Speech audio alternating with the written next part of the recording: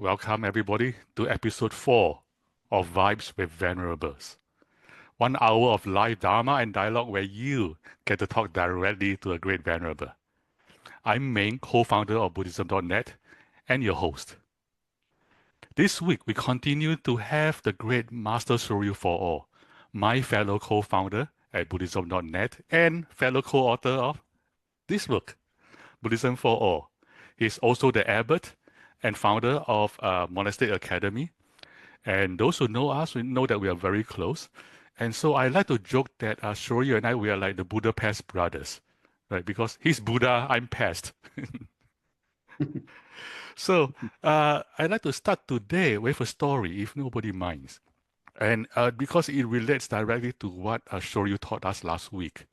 So last week, the biggest learning point that I got from Soryu is this idea that papañca itself is not a problem. The problem is holding on to papañca. And he used an illustration that really worked for me. The illustration was that imagine you have clothing is not a problem, but imagine you have clothing that you can never take off, ever.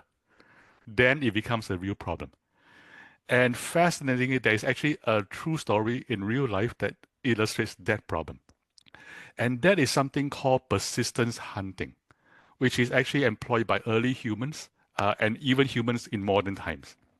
And the way it works is in like Africa, for example, the humans will run after like animals, like elks and so on, or deer, right? They run after them. And they do it long distance, over like hours, like 8 hours or something. So what happens is, because you see the humans, they can, when it's cold, they wear hide. And then when they want to, they can take off their hide. So when they run after the animal for a long period of time, because they don't have a hide, they can take it off, and because their sweat glands, they can continue doing that. While the animal, because it cannot take away its hide ever, it overheats, and because it overheats, it could not run anymore, and then it just collapses on the ground. And that was how the humans hunted animals. And that is an illustration of what Soryu taught us, which is if you cannot ever take off your hide, that is where the problem is. So this week, Master Soryu will continue speaking to us on the topic of papañca, which is a mental proliferation, how it causes conflict, and what we can do about it. And as usual, Master Soryu will speak for roughly 30 minutes and then answer your questions live. And as a reminder, this session is recorded and will be uploaded on YouTube later, in a small number of days from now. And feel free to watch it again to learn more, which I did. We had to watch it multiple times for editing and approval, and I learned everything. I learned something every time. And and please invite your friends to watch it as well. There are people who, after watching that, decided to join us today. So with that, my friends, I'd like to invite welcome Soryu, and I'd like to invite you to lead us with an opening prayer, and if you want to, a short meditation. Excellent. Thank you. Very happy to be here together. So I'll begin with homage to the awakened one, the Buddha, and then we'll have a few minutes of silence in order to clear our minds in preparation for receiving the Dharma.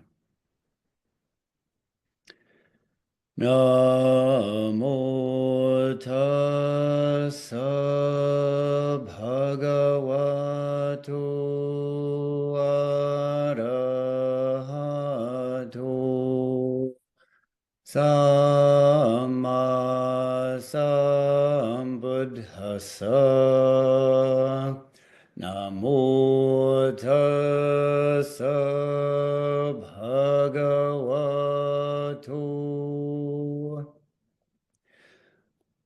arahato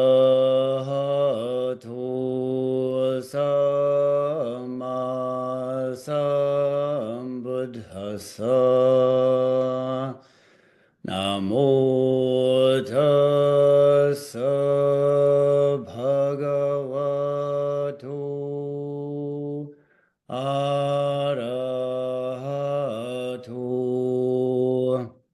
samma Sambuddhassa.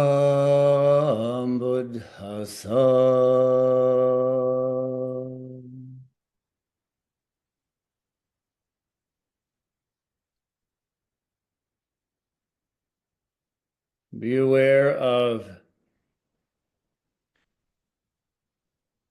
the reverence, the humility, the gratitude with which we approach the Buddha Dharma.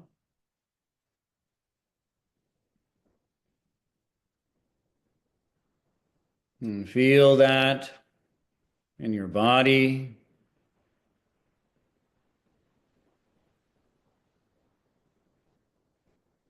And allow your breath as you inhale and exhale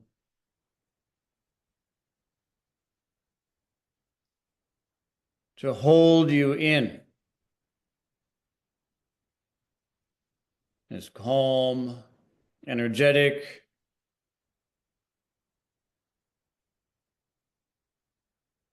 experience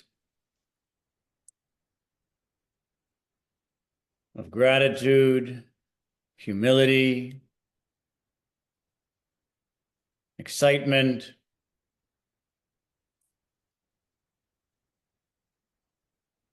and learning how to live in accord with the dispensation of the Buddha.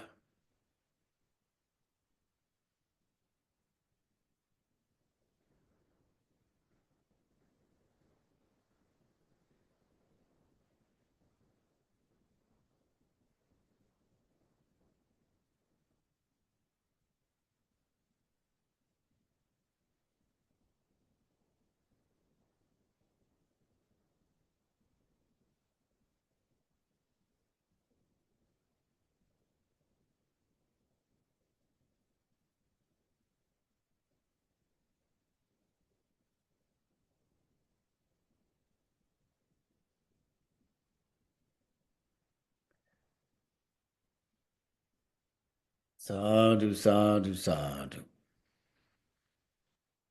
Sadhu, sadhu, sadhu. Okay, Soryu, the floor is yours, and the ceiling and everything in between. Thank you.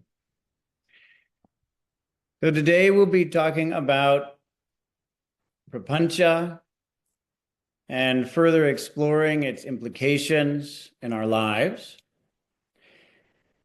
Once again, this word prapañca is a Sanskrit term that is usually translated as mental proliferation, but which has many other translations. And in fact, it's rather difficult to put it into English exactly. The two terms that I usually use are explanation and making stuff up. So we tend to explain things. We're having an experience and we explain it. Even right now, we're looking into the Dharma and I'm explaining it. We explain things quite a bit. The question is, are we able to not explain? Are we able to not believe in our explanations? In the same way, we tend to make things up. We make a lot of things up. We make up our opinions about this and our views on that. We even, you could say, make up all of our perceptions. Our senses make up the sense that the world is the way we perceive it. And then, of course, we make up ideas about how we should live in the world. Are we able to stop making things up? Are we able to not believe in the things we make up? If we are able to not make things up, not believe in what we're making up, then that is enlightenment. It is that profound to escape from everything that we make up is freedom from delusion. Again, it isn't that we should never make anything up. Even the view we should never make anything up is just something that we're making up. It's that the moment we cling, the moment we grasp, hold to, adhere to, claim that this is the truth, at that moment, conflict begins and suffering follows. Because of this, we don't live in accord with our purpose, with our vow. And I wanted to bring this up because just today I received a question. I want to read this question because this kind of question is very close to my heart and close to the work we do here at the Monastic Academy. But someone just wrote me saying, I was wondering what your view is on how I can be used properly to benefit society. It's a beautiful question. I was wondering what your view is on how I can be used properly to benefit society. And then she continues, how did my life skew so far from its intended use? How has it ended up contributing to the modern societal lack of community? When I heard you teach, what people want is understanding for their minds and comfort for their bodies, that really helped. And this has something to do with that. So she's referring to a point that I often make, that humans generally want mental understanding and bodily comfort. And when we let go of craving, when we let go of wanting, these are two of the things we let go of. It's important that we not hold to and adhere to understanding for our minds and comfort for our bodies. Propancha is this attempt to make something up so that I can understand. We want to turn the world into the kind of thing that I can understand so that I can fit it into my mind. Our hope is that by fitting it into my mind, I can control it and therefore gain comfort from my body. This is a complete misapprehension of reality, and it's a misapprehension of the spiritual path.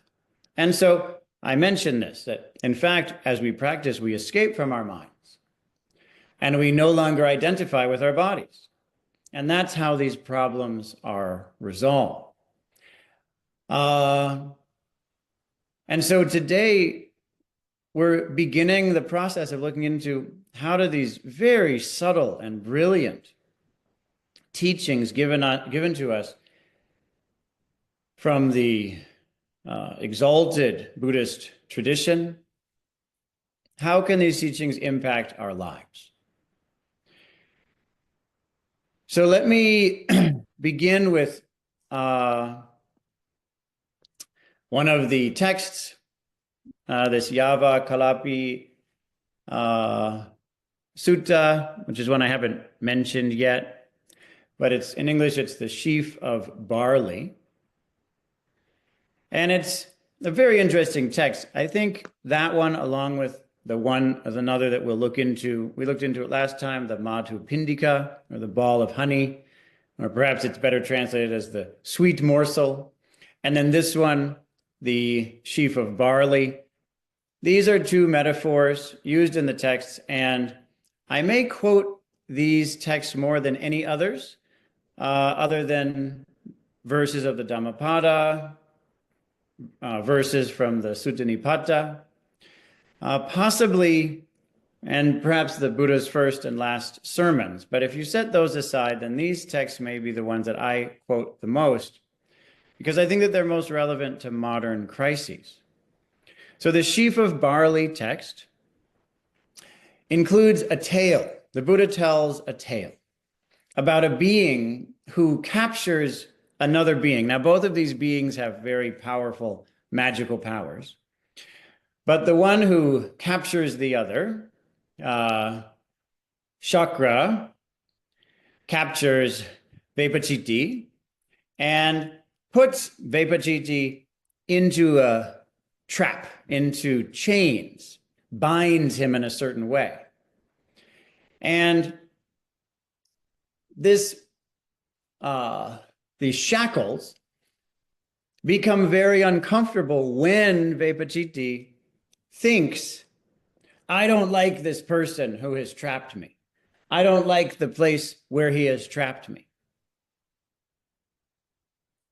But when he thinks, I like the person who has trapped me, I like the place where he has trapped me, then the shackles become very light, and he feels as if he's not wearing them at all.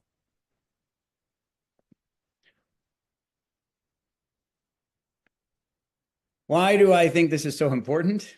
I think it's so important because this is what prapañca does to us.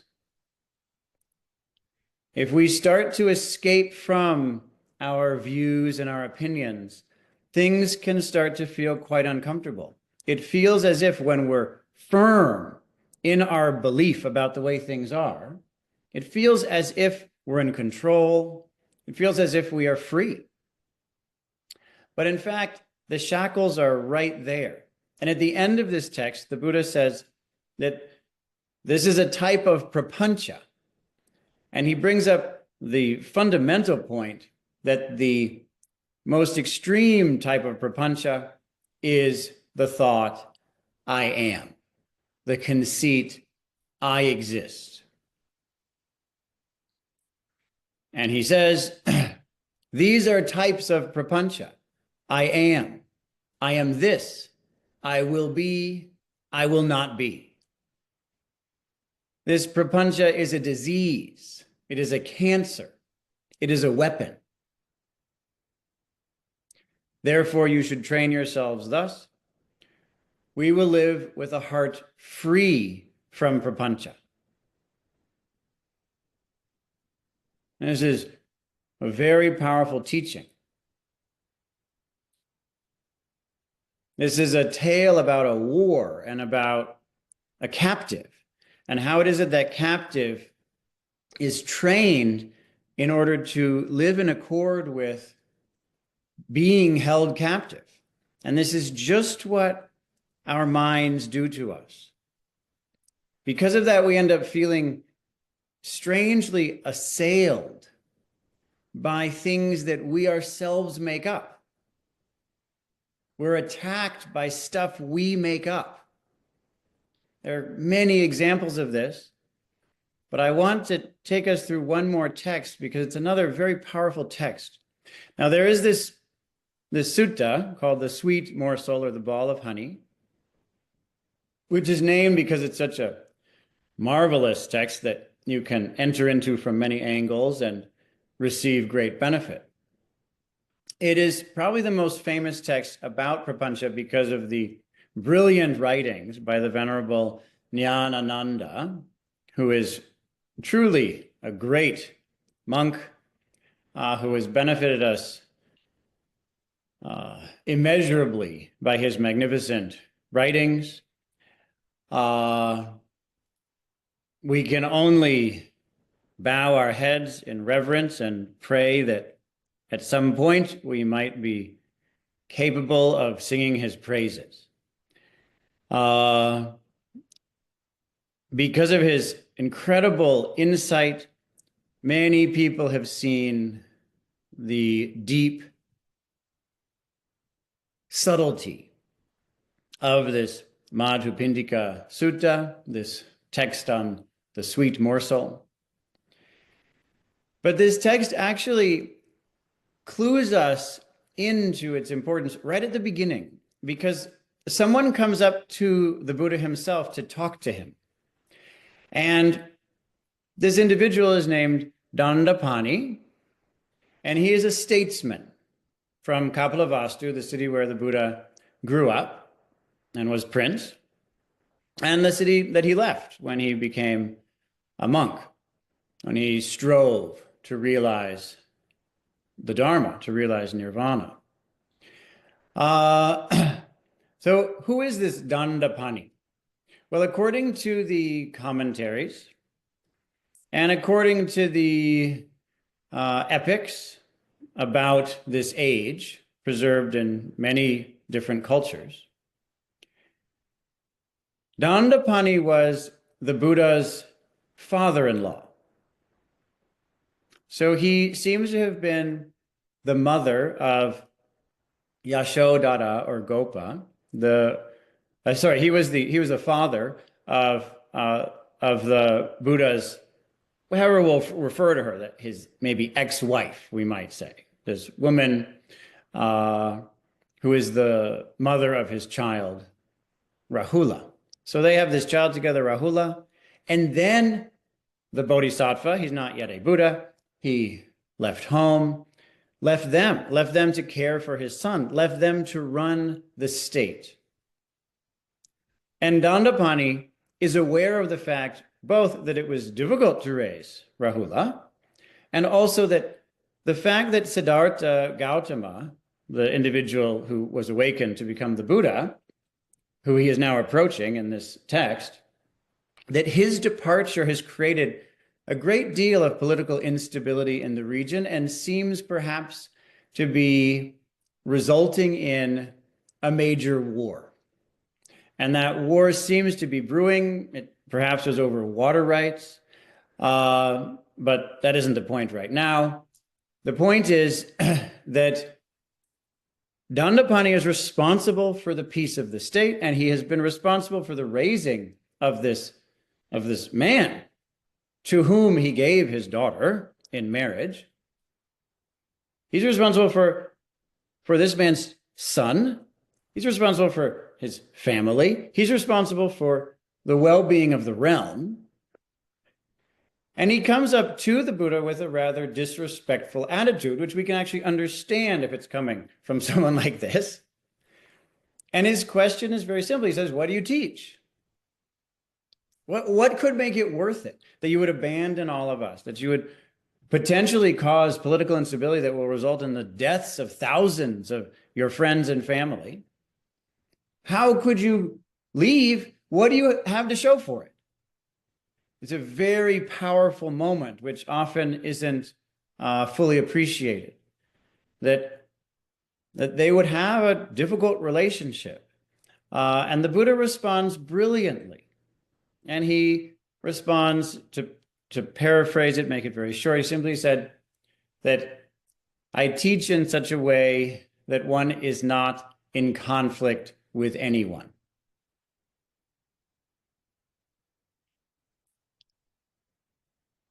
Now, this is confusing for Dandapani because he knows what it means for there to not be conflict. You have a very strong army and you kill the people who are in conflict. And we can criticize that, but in fact, he's taking things very seriously. And the question that we have to look at is the Buddha taking things even more seriously? Because Dandapani's view is when the Buddha says, I teach in such a way that no one is in conflict with anyone, that whoever follows this teaching is not in conflict with anyone in the world, he thinks this is absurd. You're just making things up. And he leaves.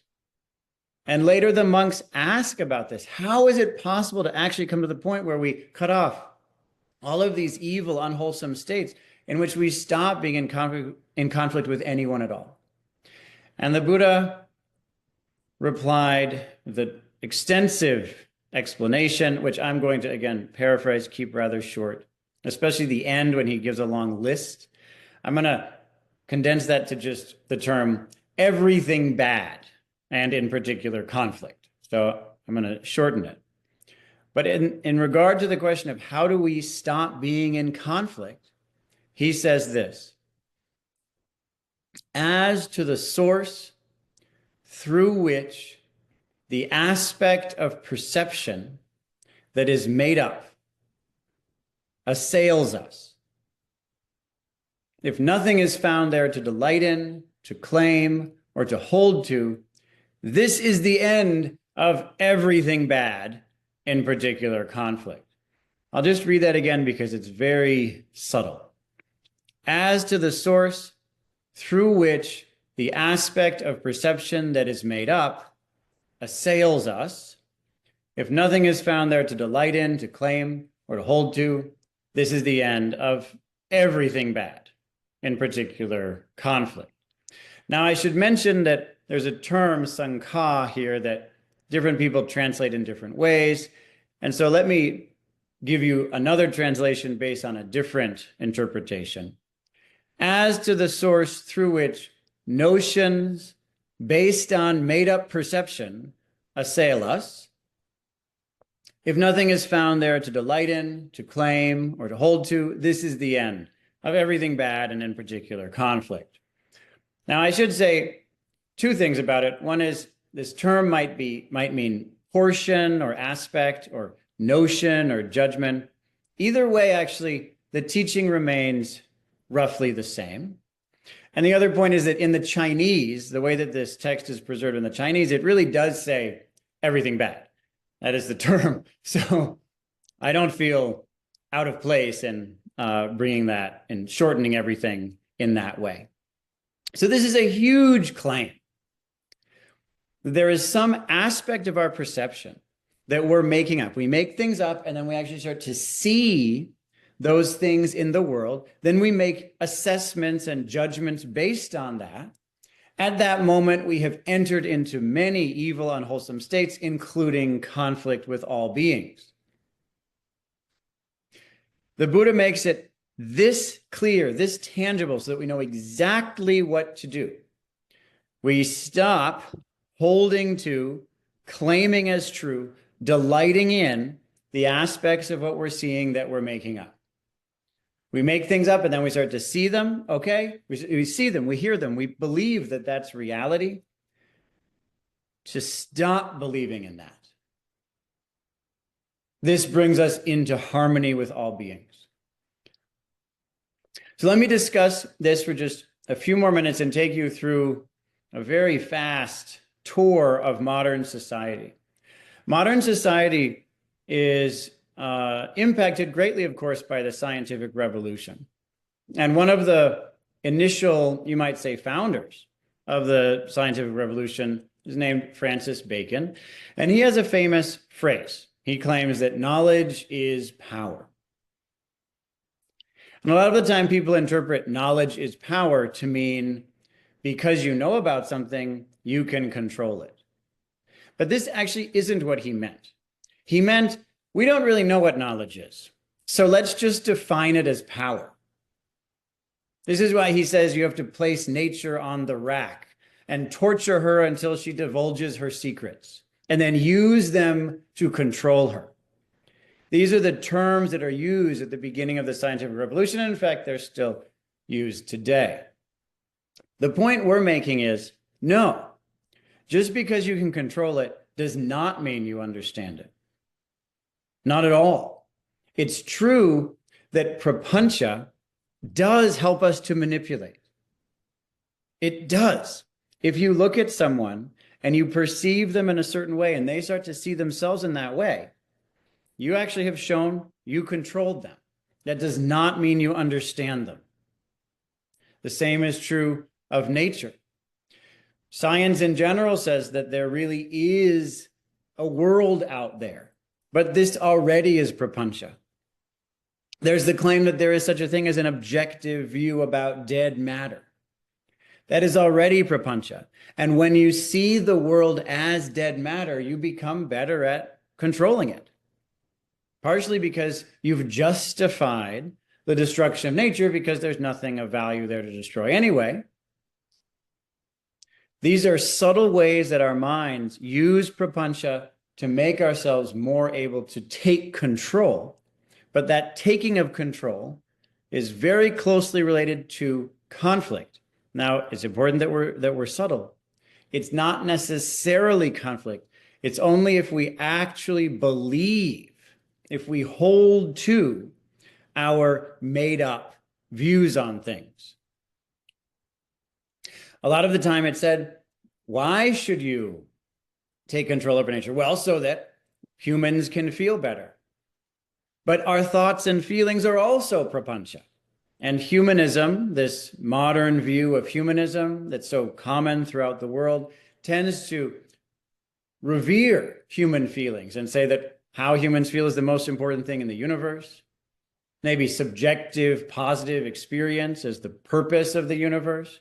This is all prapañca.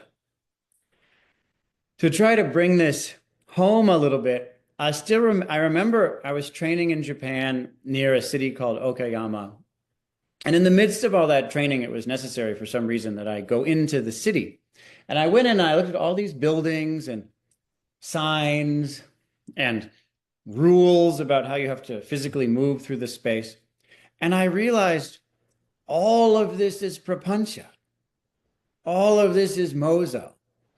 All of this is just stuff people made up. To build a building, you have to make a bunch of stuff up.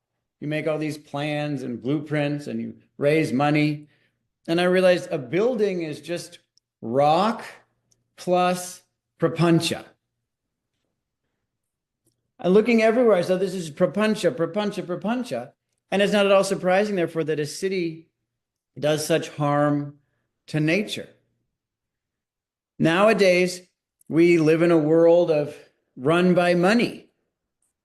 But money is made up. We made up money, which again isn't itself the issue. But the moment we believe in it, the moment you say something like, well, you need money, the moment we place it in this position of reality, of a real need, the moment we understand money to be true, the moment we start to perceive forests in terms of their economic value, ourselves in terms of our economic value, our minds in terms of economic value, the moment we do that, we have begun to cause conflict against all of nature, including our own minds. If you look in your mind, what you make up, fine, but don't believe it. You can think it, but don't believe it. Everything you see on the internet, it's all made up. Everything offered to you by BlackRock, everything offered to you on Amazon, everything, all the information given to you by Google, all of these conversations you might have with OpenAI, all of that is prapañca. All of it is prapañca. The internet, AI now is just a prapañca machine. It's offering you a lot of prapañca. This is why we're in such conflict within, such conflict with each other. We tend to have this naive view of information, that information is true, and then it just depends on what you do about it. If you have more information, though, you could make better decisions. But actually, this isn't true at all. If we believe that and we just try to spread a lot of information, we hope everyone should have all the information, then it's very strange to us that the more we give people information, the more conflict there is in the world. Why is that happening? This, for many people, is a very serious question. I did what I thought I should do. I gave people the information. And yet there's more conflict than ever against nature. War is increasing. Hatred between people is increasing. Why? Well, because if we get information and believe that it is true, no matter what the information is, if we hold to it and adhere to it, the conflict increases. For that reason, when you give people more information, if they don't have the skill of letting go of information, conflict will naturally increase. Why?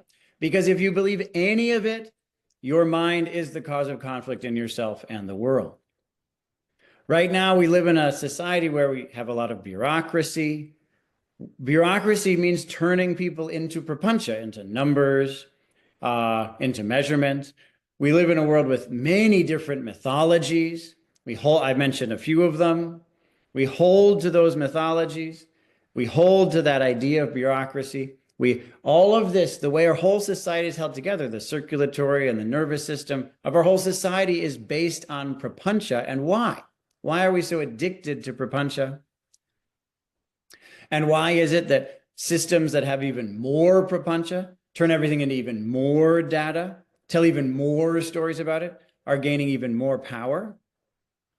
Well, simply because prapañca is an effective way at taking control. It is not an effective way of gaining understanding. It is therefore not an effective way of coming into harmony, of bringing forth peace in the world. If we want to bring forth peace in the world, then we do not hold to anything we make up. It's our job to let go of prapañca. From a Buddhist perspective, you might even say that if you can control something, you don't understand it. It's not about that. There's something else that happens. Now, again, we could talk about, a child. We may have to, quote, take control over a child in a state of compassion. That is possible.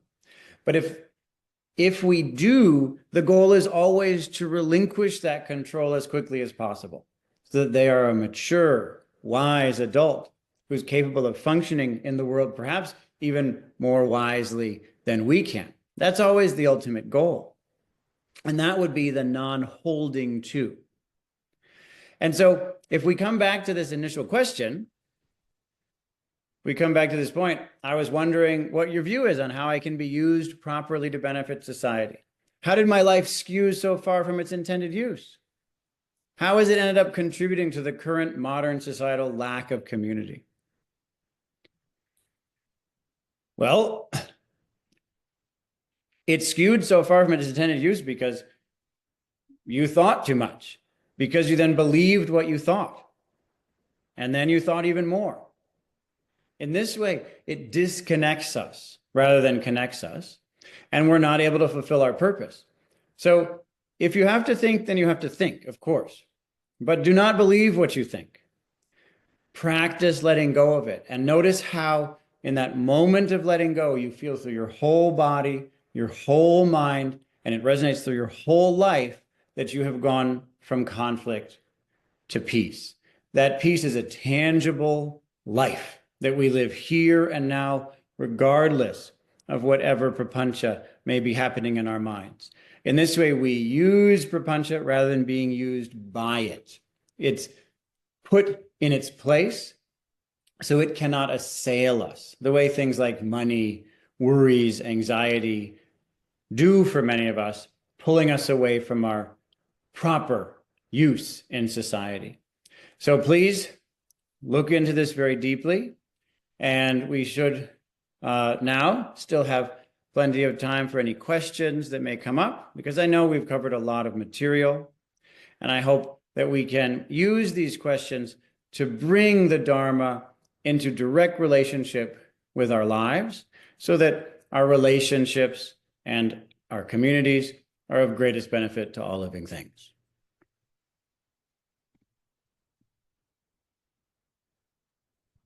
Thank you, Soryu. So we have now transitioned into the Q&A part of our program. As usual, if you have a question, please use the hand raising function, the virtual hand raising function on Zoom. And if you don't know how to use that, it is for me it is under the React panel. And if you still don't know how to do that, just wave at the screen, get my attention. And if I can see you, I will point. I will like. Yeah, just like that. Okay. So with that, okay, we have a question from June. I'm just going to ask you to unmute yourself. Hello. June, Thank you so are you much muted? Okay, yes, I can hear you now. Yeah. Yes. First, thank you so much for sharing your wisdom. I actually suffer so much because of prapañca, and one thing I cannot really let go of is that whenever there's a situation when I think people may be harmed because of chemical misuse or some other hygienic issues, because I care about people in my house. I live in a community, and also I'm a student now. And when I visit a restaurant, I see the restaurant, they give me like takeout container, and I know like it looks like a microwavable container, but actually it is made of dangerous material. If we microwave, it can generate toxins and stuff. And because I know this kind of things, I feel lots of anxiety when I see this kind of practices. Also in my house, like when I see how our janitors clean our house, I see they use full bleach without dilution, without knowing how to um, properly use the chemicals and stuff. And I always try to tell them. And then also to the restaurant, I try to intervene, talking with the owner. But many times, um, my wish is I want to solve this potential issue. I don't know actually how much people will be affected negatively in terms of their health. Maybe not so much, or maybe much. There is uncertainty. So, but I cannot let go of the thought that I should do something whenever I see these kind of things. But because of that, um, I am a student, and then I study the psychology about mindfulness.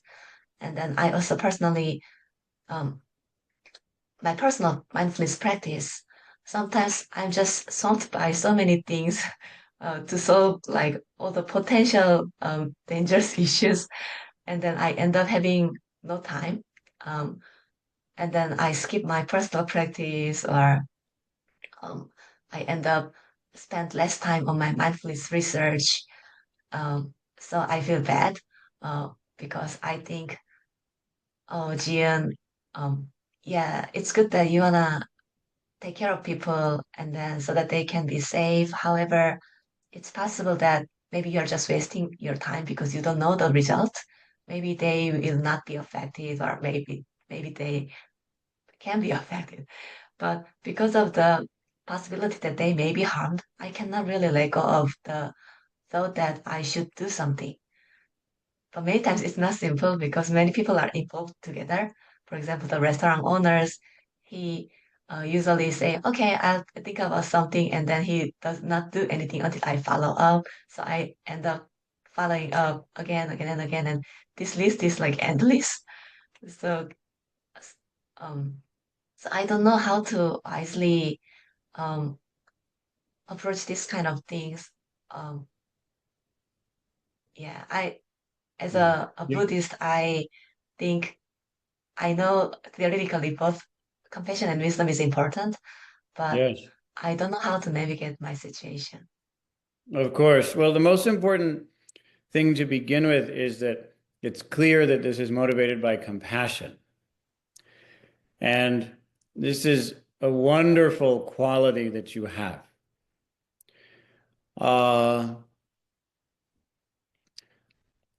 I must say that one of the issues in the modern world is that due to increased anxiety, confusion, and our attachment to our ways of seeing things, it's unfortunate that those who have the most compassion are often the least effective. It's very sad. Because the compassion is twisted into holding on to views. So your compassion is obvious. All of us can see it, we can hear it, and I certainly am inspired by it. I can tell you that in terms of solving these problems, I made a community where we don't have those problems. You know, here when we see that kind of problem, we can solve it in a matter of minutes. Just at breakfast today, we solved a problem like this with plastic. There was an announcement at the end of breakfast, problem solved permanently, just like that. And so that's wonderful to see how much power you can have if you design a society correctly. But when you're in a society where everyone is holding on to their views and everyone is stressed out, everyone is disconnected, then it becomes all the more difficult to solve these kinds of problems. And for that reason, even when we have compassion, we then get overwhelmed and we aren't effective. Therefore, we have to receive the incredible kindness of the Buddha for bringing us back to the origin of the conflict. The origin of the conflict here being that because we hold to the things that we have made up, we make up things, we hold to them, they then assault us. That is this essential point. Because we hold to it, it assaults us, it assails us. And then we become ineffective. And even when we try to do good, we end up being ineffective or perhaps even harmful. And you see lots of people who say, I need to be very helpful, so I will kill people. From their perspective, there's still the sense, I'm trying to make the world a better place. It's just, from my perspective, this is the only way. And so I'd suggest, and I know this is very difficult, I know. It's why I went to the great trouble with Meng's enormous support to make a whole community where we can show the world this is how you do it. We have proven that you can design a community better. And if you want to see it, you just come and walk through the door and you will know within 3 seconds. Ah, yes, this is how you do it. But for you, given the situation you're in, all I can suggest is that you hold yourself to the standard. I will help, and I know this will be painful. What I'm about to say will be painful, I know, but I'm going to say it anyway. I will help to the degree that I can let go. And it's painful because you want to help and you can't let go, and then you're stuck. But the Buddha is clear with us that the holding on to these ideas we make up, that's the source of conflict, whether we know it or not. Dandapani doesn't think that he's making conflict. He thinks he's creating peace. And that's the same for us. We hold to a certain view, we make conflict, whether we mean to or not. And so we make a commitment. To the extent I can let go, to that extent I will serve. And why? It's because selfishness, this clinging to the prapañca I am, and compassion, being caring for all beings, including myself, these are almost exactly the same thing. There's almost no difference between them. Holding on to self and universal compassion are only different in that one of them requires holding on and the other requires letting go. Other than that, every other way, they're the same. And so we say, therefore, I commit to letting go. And if I can let go a little bit, I can serve a little bit. If I can let go a lot, I can serve a lot. If I can let go completely, well, then I'm a Buddha and I can completely revolutionize world history. But that's the standard we hold ourselves to. Not sure if I understood your advice correctly. For example, you said I serve to the point I can let go. So, for example, what you mean is if I cannot let it go, I shouldn't act on it. I shouldn't act. It's a terribly painful piece of advice. I know. So my understanding is correct. Like if I Yes, cannot it's let it go, terrible. I even Well, though the thing I'm people saying may be is, affected. I think that in all cases, you will be able to let go a little bit. I bet that always you can let go a little. So you can always do a little. But if you find yourself with the container, for example, holding on, well, then you have to set that aside and come back to something else that you can let go of.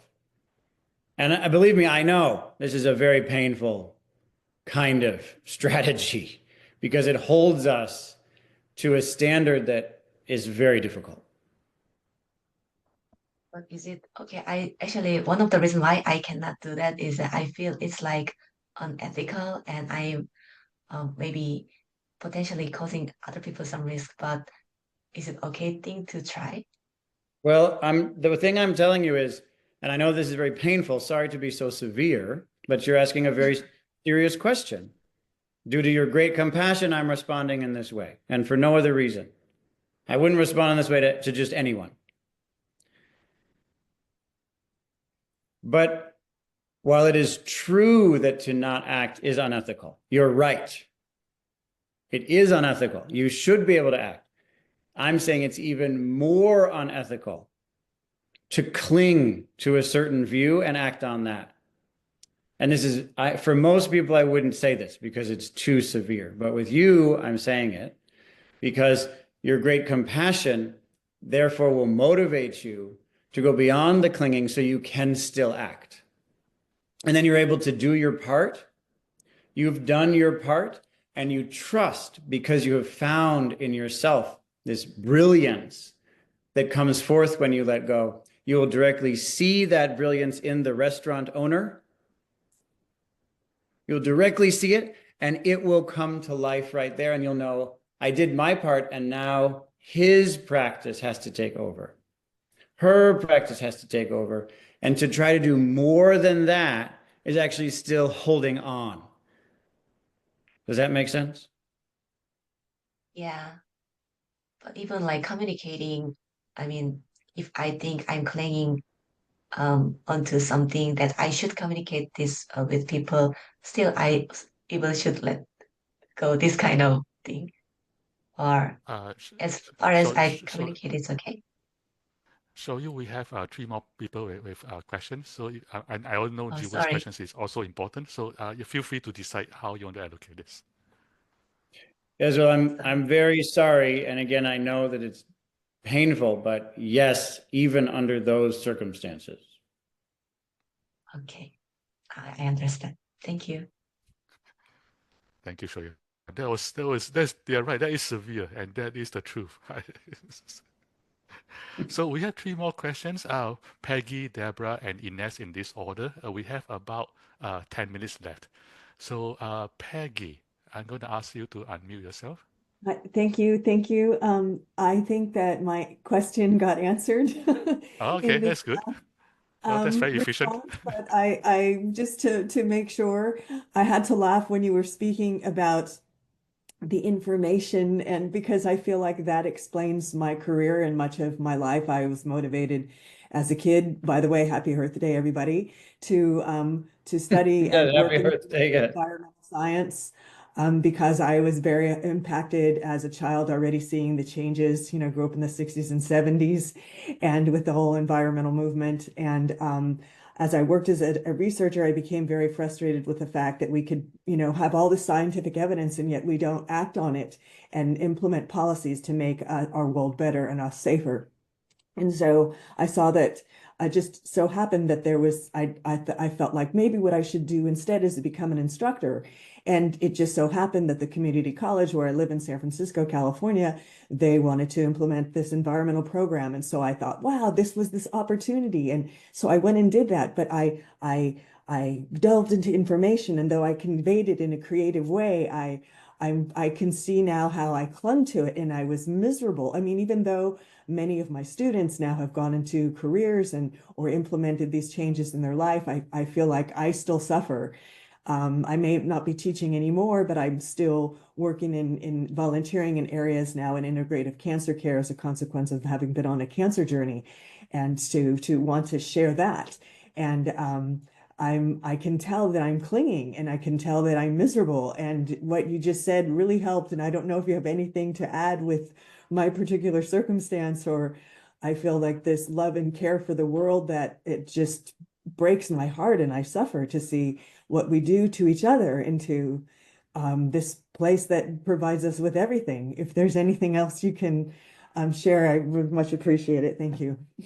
Well, yes, I might just add two things. One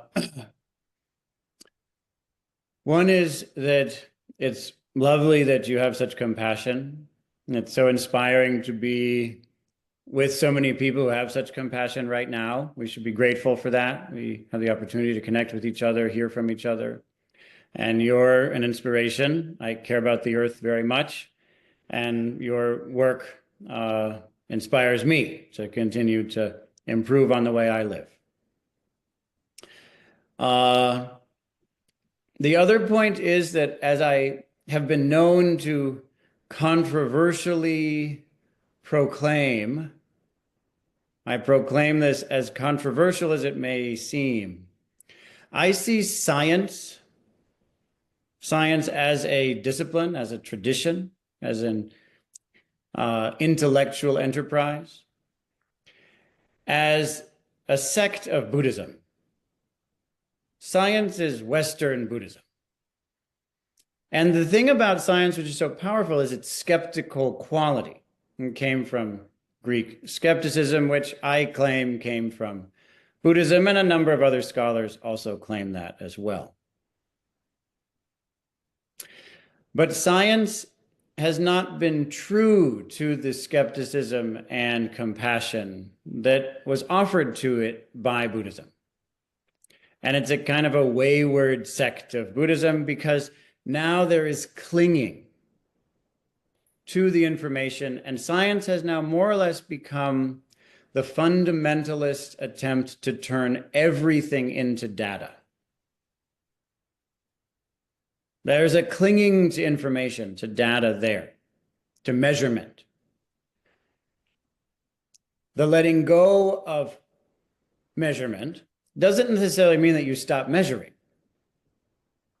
It means that you're able to discern that when you hold on to the measurement, then however good your initial intent may have been, in ways that are hard for us to see the moment we hold on, the conflict is already beginning and we're incapable of solving the problem, which that information may have helped us to solve if we just hadn't held on. This turns out to be extremely challenging, I know. It's why, of all the issues, I decided to give lectures on this issue. Of course, there are endless points in Buddhism that we I am here.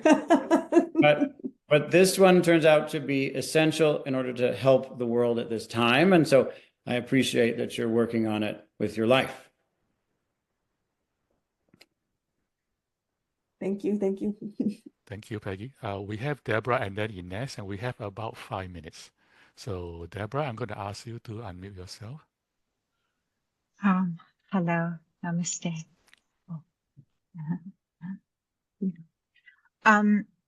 As you are speaking, Soryu, I am aware of conflict that I have about my experience of having a medical condition that often causes me great suffering and disability.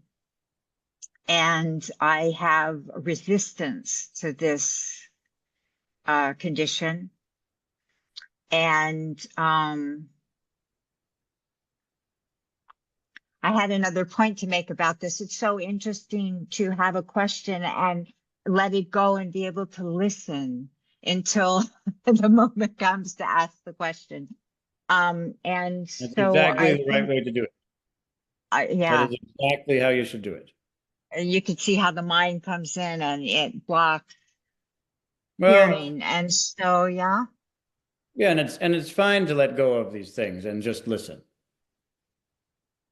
So in this moment of, and I have a desire to have a comfort. And so I have resistance to this experience of being extremely uncomfortable or even miserable. So there's suffering that's arising from that resistance. And so my question is, if you could now, or maybe in our next session, as you choose, guide us in a practice of letting go. So as I am aware of this resistance, and I'm letting go, but how, in your experience and knowledge, would you guide us in a letting go practice? Yes, it's good that you bring it up. That will be what we work on next time. And the third one, that's the point of the third class, to finally bring all this into something that we can practice. So it's very important. I will say, though, that when there's absolutely no prapañca, that is truth. And the Buddha taught truth in 4 ways. The first of them is called suffering. And when you are in that suffering, you are not able to hold on to the prapañca, and that, in fact, is itself helpful. To face suffering is a way of purifying our clinging to prapañca. And it may seem impossible, but I also have a medical condition that has caused me a lot of misery, and again, I guess today is the day to be severe, but a severe way of looking at it is that to just face that suffering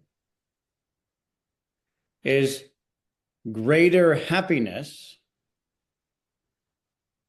than any prapañca. It seems impossible. When you face suffering, it's suffering. It's true. That's correct. But it's less suffering than having suffering and not facing it by holding on to extraneous thoughts. And so we walk that path right into the First Noble Truth. And the good news is the Four Noble Truths do not end at suffering. Thank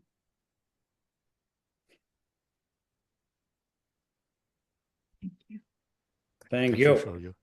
Soryu, we have one more question, but we're kind of out of time from Ines. So shall we just ask Ines to ask the question, and then you can see what you want to do with that? Yes, let's do that. Hello, Okay. Inez. Ines, you may unmute yourself. Hello. Hello.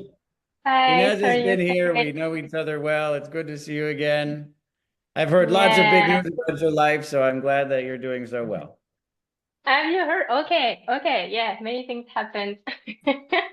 Well, I don't want to put too much pressure on time, so I can also let go of this question, but it's a bit related to practice and maybe can be addressed in the next episode. I was trying to explore and connect with this inner state of knowing or feeling that we are actually acting out of care and compassion and just doing what is needed in the moment, and not from this place of papañca and this idea of this is right and wrong, right? So I understand that we can do exactly the same act, like protecting your child, even saying the same words to intervene in a situation, and still from such a different place, that the result can be radically different, right? And Yes. I'm asking your advice to discern, right, from what place we're acting, because sometimes it's very obvious. We get very emotional, and so we can feel this degree of attachment to the outcome and to, the reactivity. And sometimes I think it's much more subtle, and I can reflect back on some experiences, actions, decisions where I felt some, at some point you said, oh, when we are very firmly grounded in our beliefs and we feel in control, we feel very well. We feel that this is what we have to do. And sometimes we will call that alignment, deep alignment. Okay, I know this is what I need to do. And then afterwards we look back, oh, actually I was acting out of a false idea of, so this, sometimes I feel it's very hard to discern if this sense of, yes, this is what is needed to do, where it comes from. Does that make sense? So what is your Of course. advice to discern? Yeah, this is exactly right. It's very confusing for us. Just as you said, I just want to emphasize it once again. It's very common that we have the sense, I'm letting go. This is definitely the right thing to do. I know exactly how to behave. I'm, quote, aligned. All of the things that I believe need to be in place for this to be in harmony are in place, so this must be in harmony. Then later we realize, oh no, all of that was holding on to a certain idea of harmony, the whole thing. And that's why it's so confusing to move through this process. And I want to affirm, I want to be sure that everyone hears how subtle this is.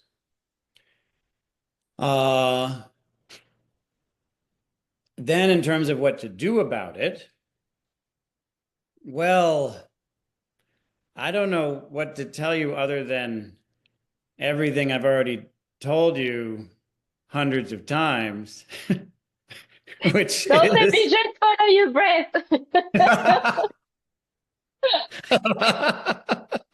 That's too easy. So, it's just practice. And then time passes, life clarifies. We may have a teacher. The teacher points out that's still holding on. We say, no, it's not holding on. What are you talking about? Say, that sure looks like holding on. So we Yeah. spiritual friends, our personal relationships. But if we're practicing, this is the most important thing. I do not claim that you will be immediately clear. I do claim this. If you are not practicing, and you know how subtle, how powerful the practice is, yes? There's the following of your breath, there's holding right view, there's right communication, there's many different aspects. The practice is big. It's also very simple, right? Mindfulness, tadang, just here, this. If we are practicing, then all of these events that take place will bring us closer to harmony. If we're not practicing, then exactly the same series of events will end with us being all the more caught in our extraneous thoughts, our personal opinions, our incorrect views. So it's not that we are suddenly clear. It's that we've transformed in that one moment all of life from a way to get more caught to the way itself. That's the incredible power of the practice. But it wouldn't be appropriate actually to say, well, I'll magically now be completely clear without practicing. It is the work, it is this fourth noble truth that transforms the world. That is the middle way between prapancha and freedom from prapancha. And that middle way is exactly the place where we're being of service. So it's reasonable. It's not a problem that we practice for our whole lives. Again, in terms of how shall we practice, the one that I want to emphasize today is you're going to have thoughts. You're going to say, I should do this, think I should do that. That's fine. But watch for the subtle ways in which you actually believe that. It's a very strange thing because I think you've even heard me say this about a good teacher. A good teacher means what they say, but they don't believe what they say. They mean it completely, 100%. They don't believe it at all. And in that way, we can see how words and opinions and prapancha can actually open up into direct connection. That direct connection is peace. That peace is a living way to serve. It's not just a mere lack of conflict.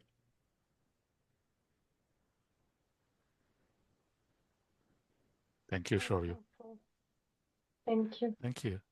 Okay. So the last thing I want to say it one more time is think it, but be very careful about adhering to what you think. Well, thank you very much, Meng, for making this possible. So, Master Soryu, can you please lead us in a closing dedication and give us all a blessing? Yes, very good. So once again, I think we will simply chant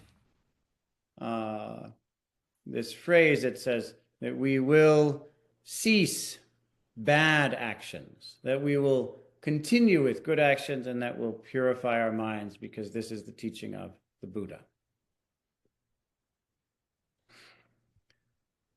Sabba papa sakaranang kusalasa upasampada sachitta pariyodapanang etang buddhana sasanam. Sadhu, sadhu, sadhu. Buddhaya namo dhammaya namo sanghaya. Sadhu, sadhu, sadhu. Sadhu, sadhu, sadhu. Okay, let's all bow to the teacher.